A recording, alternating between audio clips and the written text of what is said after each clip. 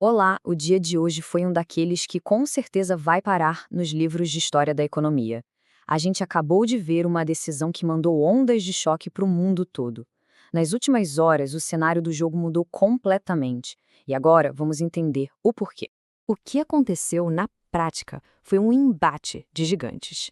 De um lado, a gente tem a Suprema Corte dos Estados Unidos. Do outro, a Casa Branca. E o resultado? Bom, o resultado foi uma decisão que simplesmente redesenhou o mapa do comércio internacional em questão de horas.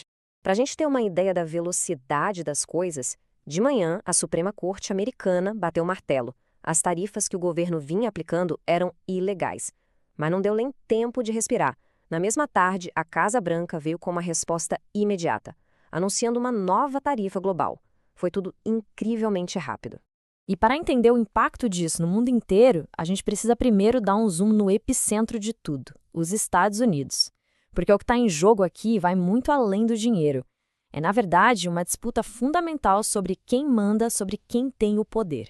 E por falar em dinheiro, dá uma olhada nesse número: 133 bilhões de dólares. Essa é a grana toda que foi coletada de forma considerada ilegal e que agora pode ter que ser devolvida para as empresas. Pensa nisso, é um estímulo gigantesco e totalmente inesperado na economia.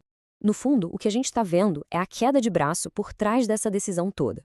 A Suprema Corte basicamente relembrou uma regra do jogo constitucional: quem tem autoridade para criar impostos e tarifas é o Congresso, não o presidente. Na prática, a decisão serviu para limitar o poder do executivo.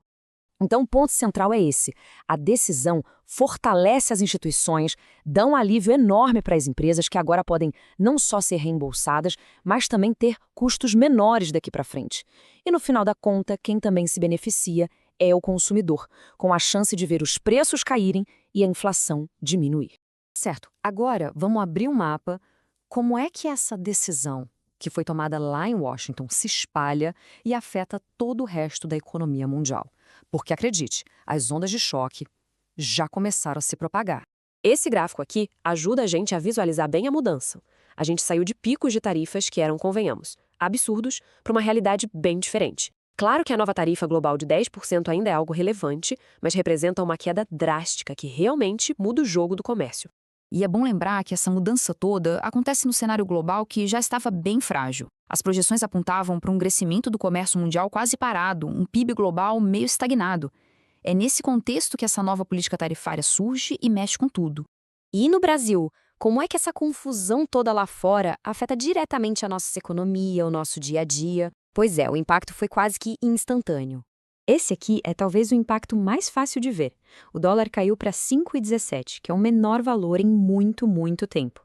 Uma notícia que traz um alívio e tanto e mexe com o poder de compra, afetando desde o preço dos importados até planos de viagem. E as consequências positivas vêm em cascata, principalmente em 4 áreas. Com o dólar mais barato, a gente pode ter um alívio na inflação dos alimentos, uma pressão menor sobre os combustíveis e, de quebra, um cenário mais interessante para atrair investimento estrangeiro, o que pode ajudar a gerar empregos. Resumindo a ópera, o cenário ficou mais favorável para a gente. A queda do dólar pode baratear eletrônicos, a pressão no preço da gasolina diminui e as exportações brasileiras ganham um novo fôlego, porque nossos produtos ficam mais competitivos lá fora. Mas, e sempre tem um mas. Fica aqui um ponto de atenção. A briga comercial não acabou. O governo americano contra-atacou com essa nova tarifa de 10%. A grande diferença, e o motivo do otimismo do mercado, é que essa nova taxa é vista como uma desescalada enorme em relação ao que a gente tinha antes. Isso tudo deixa a gente com uma pergunta no ar, né? Será que estamos vendo um alívio de verdade? O começo de uma volta à normalidade? Ou será que isso é apenas a transição para uma nova fase, talvez mais sutil, dessa guerra comercial? O cenário mudou, com certeza, mas o jogo continua.